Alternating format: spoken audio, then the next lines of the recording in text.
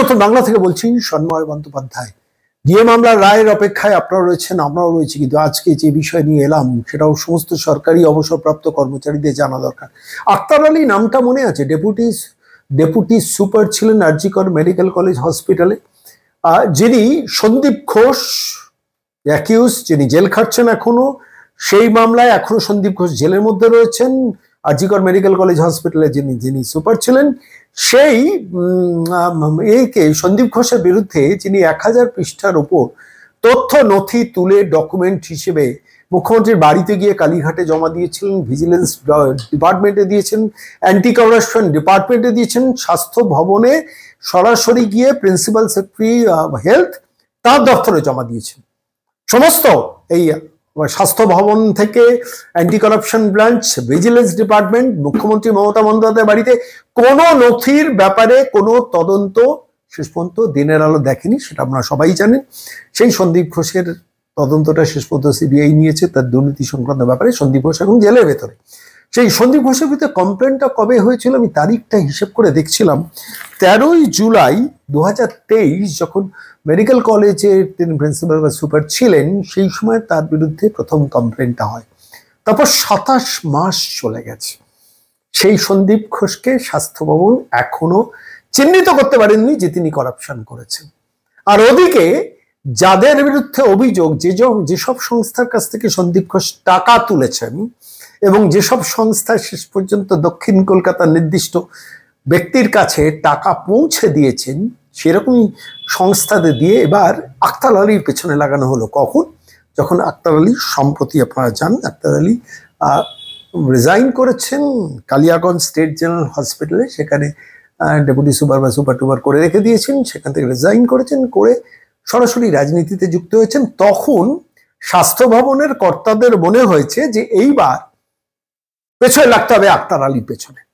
এবং আক্তার আলী পেছনে লাগা শুধু নয়, তাকে যে নোটিশটা ধরিয়েছেন, সেই নোটিশটা এই মুহূর্তে আমাদের নতুন বাংলা দফতরে, সেখানে বলছেন যে under suspension with immediate effect until further orders. এবং তাকে বলা হয়েছে তিনি 2,39,000 টাকা ঘুষ চেয়েছিলেন এবং নিয়েছিলেন কোন একটি সংস্থার কাছ থেকে। আক্তার আলী বলছেন সেই সংস্থা আবার মেন অ্যাকিউজ, মানে যতজন করাপশনের মধ্যেই মেডিকেল সাপ্লাই লাইনে আছেন তাদের মধ্যে অ্যাকিউজদের মধ্যে একজন, তাদের দিয়ে বলানো হয়েছে আক্তার আলী আমাদের কাছ থেকে ঘুষ চেয়েছেন। সুতরাং আক্তার আলী সাসপেন্ডেড। সন্দীপ ঘোষ কিন্তু স্বাস্থ্য ভবন থেকে এই করাপশনের ব্যাপারে সাসপেন্ডেড হননি, কিন্তু এখন জেলে রয়েছেন, বাধ্য হয়েছেন সরকারি আইন অনুযায়ী তাকে সমস্ত কাজ থেকে নিরস্ত করা। কিন্তু কি শয়তান মানসিকতার, ক্রিমিনাল মাইন্ডসেটে স্বাস্থ্য ভবনের এই কর্তাগুলো চালাচ্ছেন।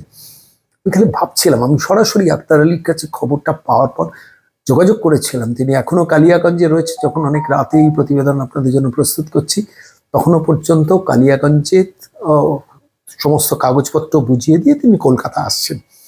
যে মানুষটা সন্দীপ ঘোষের বিরুদ্ধে তথ্য প্রমাণ স্বাস্থ্য ভবনে জমা দিল, তার কোনো তদন্ত হলো না। আর কি অদ্ভুত না, যে মুহূর্তে তিনি স্বাস্থ্য দপ্তর থেকে রিজাইন করে সরাসরি প্রত্যক্ষ রাজনীতিতে জয়েন করলেন, তখন তার বিরুদ্ধে ঘুষের অভিযোগে তাকে সাসপেন্ড করা। কত বড় প্রতারক এই নবান্নের ওই মহিলা স্বাস্থ্য দপ্তর যিনি সামলাচ্ছেন। এগুলো ছোট ছোট ইন্ডিকেশন। বাংলার প্রত্যেকটি মানুষের কাছে অনুরোধ করছি, 2026 এই প্রতারক শয়তান মানসিকতার এই মহিলাকে সরান। নিড অফ দ্য, যে যেখানে জিতবেন তাকে জেতান, কিন্তু একে সরানো দরকার।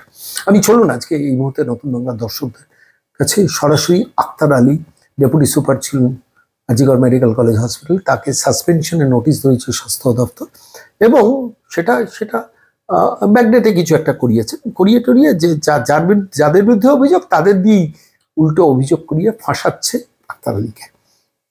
আক্তার আলী অকুতোভয় বলেছেন, আমি সরাসরি হাইকোর্টে যাচ্ছি এবং হাইকোর্টে গিয়ে আমি প্রমাণ করব কত বড় প্রতারণা এই সরকার এই স্বাস্থ্য ভবন করছে। স্বাস্থ্য ভবনে কারা বসে আছেন একটু ভাবুন তো। অভিক দে, বিরূপাক্ষ বিশ্বাসদের গডফাদাররা বসে রয়েছেন না। আমি আজকে সরাসরি আপনাদের নতুন বাংলা দর্শকদের আক্তার আলী বক্তব্যটা শোনাব। নমস্কার আক্তার দা, আমি সন্ময় বলছি। নমস্কার। গতকাল health service medical administration branch স্বাস্থ্য দপ্তর থেকে আপনার সাসপেনশনের একটা নোটিশ ইস্যুড হয়েছে। নোটিশের কপিটা আমার হাতে এসে পৌঁছেছে। মানে আমার আপনার কাছে প্রশ্ন, যে আপনি তো রাজ্যের স্বাস্থ্য দপ্তর থেকে রিজাইন করেছেন, রেজিগনেশন দিয়েছেন, তারপরেও আপনার বিরুদ্ধে মানে এইভাবে পেছনে লাগাই বলবো, কেন সন্দীপ ঘোষকে আপনি অ্যাটাক করেছেন, আপনার উপর একটা মানে খড়গহস্ত হবেন মমতা, সেটা খুব স্বাভাবিক। তো সেটা করেছেন, একটু বিষয়টা বলবেন খুব সংক্ষেপে। আমি অক্টোবর 13 তারিখে আমি রেজিগনেশন সার্ভিস থেকে আমি রেজিগনেশন দিয়েছি এবং আমার রেজিগনেশনের ফাইল গত সপ্তাহে ওরা ফেরত পাঠিয়েছিল, তারপরে ওটাকে কমপ্লাই করে পাঠিয়েছিলাম।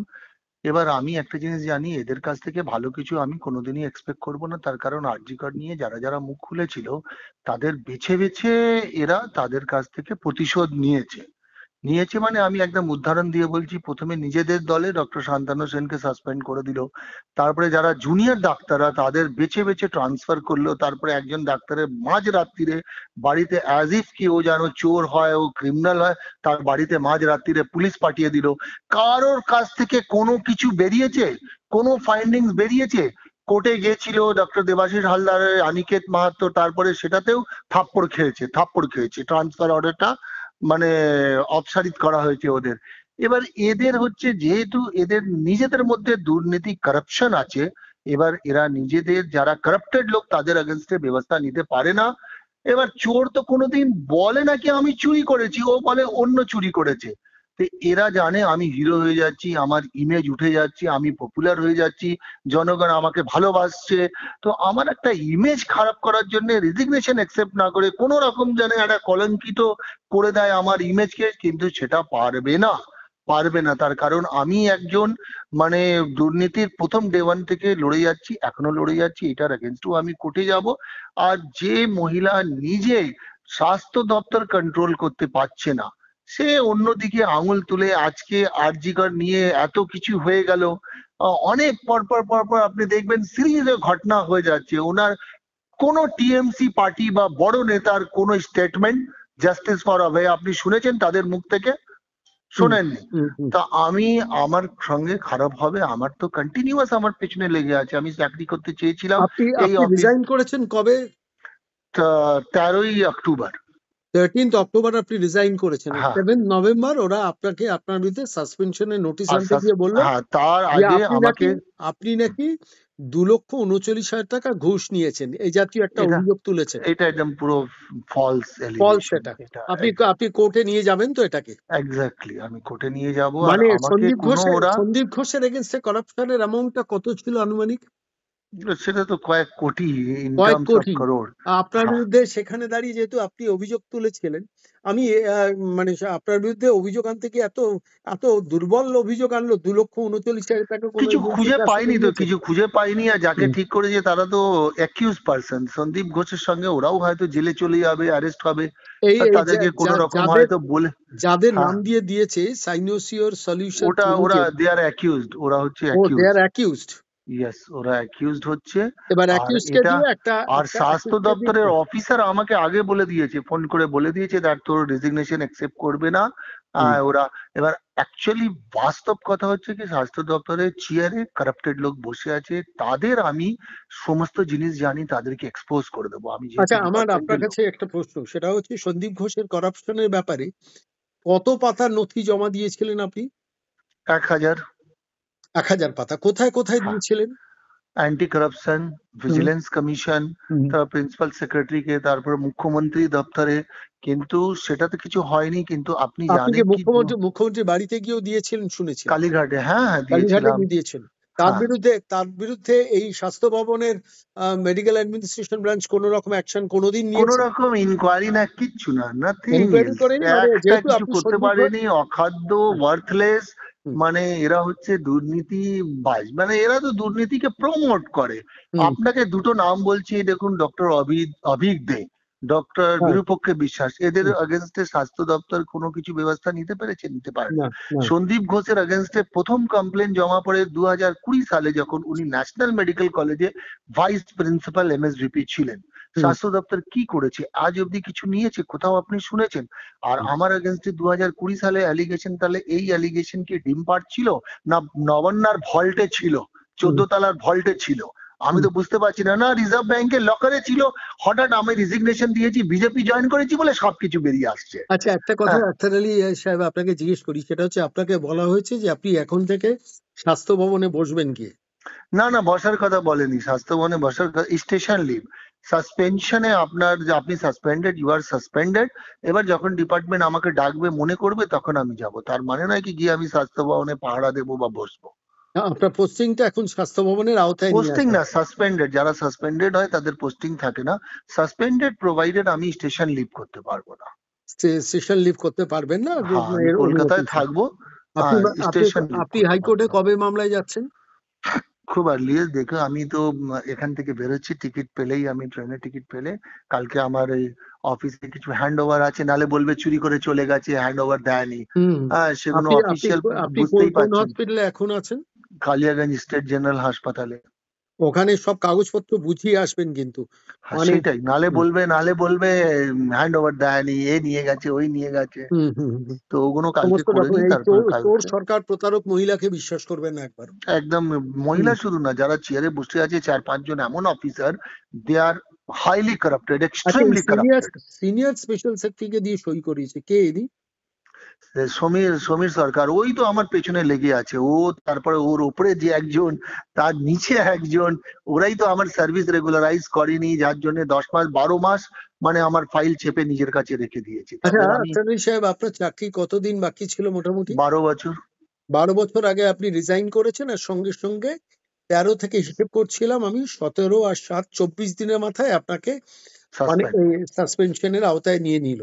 না, এবার তার একটা রুলস আছে সাসপেন্স, আমাকে কোনোদিন ওরা আজ অব্দি না শোকাস করেছে, না আমার কাছ থেকে কোনো আচ্ছা, ক্লারিফিকেশন, না সন্দীপ আমার। ঘোষের এগেইনস্টে আপনি বলছেন 2020 মেডিকেল কলেজে এক্স্যাক্টলি, আমার কাছে ডকুমেন্ট আছে, এভিডেন্স আছে, আমি যেদিন প্রেস কনফারেন্স করব আমি সমস্ত ব্ল্যাক এন্ড হোয়াইট ডকুমেন্ট আছে আমার আচ্ছা, কাছে। তখন এমএসবিপির কাছে, মানে তখন এমএসবিপি ছিলেন মেডিকেল কলেজে, তাই তো? ইয়েস, এমএসভিপি ছিলেন। এক 2 নম্বর হচ্ছে আরেকটা কথা বলি, সেটা হচ্ছে যে আপনি কমপ্লেনটা সন্দীপ ঘোষের বিরুদ্ধে কবে করেছিলেন, তারিখটা মনে আছে? আমি জুলাই, ওই 13 জুলাই ফার্স্ট কমপ্লেন করেছিলাম, 13 জুলাই 2023 সালে আমি করেছিলাম অ্যান্টি কারাপশনে। কোনোদিন কোনো ইনভেস্টিগেশন কোনোদিন কিচ্ছু হয়নি। প্রিন্সিপাল সেক্রেটারিকে ওরা একটা চিঠি করেছিল, কিন্তু প্রিন্সিপাল সেক্রেটারি ফাইলটা নিজের কাছে চেপে রেখে দিয়েছিল। এই প্রিন্সিপাল সেক্রেটারি যে এখন চেয়ারে বসে আছেন। লড়াইয়ে আছেন তো? হ্যাঁ, শেষটা দেখে ছাড়বেন তো? একদম। কলকাতা কি হাইকোর্টে দেখুন, যাবে আমার লুজ করার কি, আমি তো এমনি চাকরি ছাড়ছি, আমার আর লুজ করার কি, মানে আমি আর কিসে, আমি তো এমনি পেনশন পাবো না, এ পাবো না, কিছুই পাবো না আমাকে। আচ্ছা, তারপরে সুপার কয়েকদিন আগেই আমার প্রভিডেন্ট ফান্ডে টাকা আটকে দিয়েছে, আমাকে বলেছে আপনি প্রভিডেন্ট ফান্ডে এখন টাকা তুলতে পারবেন না। মানে কে আটকেছেন এটা? সুপারিনটেন্ডেন্ট, আমার এখানকার সুপারিনটেন্ডেন্ট, আমার যে কেন প্রভিডেন্ট ফান্ড তুলতে পারবেন না? জিপিএফ, প্রভিডেন্ট ফান্ডে টাকা ও কেন বলছে আপনি রিজাইন করছেন, আপনি 6 মাস নিয়ম আছে রিজাইনেশনের, 6 মাস বা রিটায়ারমেন্টের 6 মাস আগে থেকে টাকা তোলা হয় না। আমি ভেবেছিলাম কিছু টাকা তুলে নেব। তো এটা শুনুন, যারা অত্যাচারী তারা শুরু অত্যাচার করে, তাদের কাজ হচ্ছে অত্যাচার করা। ঠিক। একই সরকারের লোক তো, একই দাদা সরকারের পাশে লোক। আছি। এই প্রতারক মহিলার বিরুদ্ধে যে লড়াইটা আপনি লড়ছেন, সন্দীপ ঘোষের বিরুদ্ধে আপনি 13 জুলাই 2023 থেকে লড়ছেন। আমার কাছে দেখুন, আমার কাছে লুজ করার কিচ্ছু নেই, আমার চাকরিটা চলে গেছে, আমার কাছে একটা প্রাণ আছে, সেটা আমি দেশের নাম করে দিয়েছি, অনেক সেটা ধন্যবাদ, যতদিন আছি দেশের জন্য লড়বো। অনেক ধন্যবাদ ডাক্তার। আপনি কলকাতায় ফিরে আসুন, কথা হবে। ঠিক ঠিক ঠিক আছে, ওকে।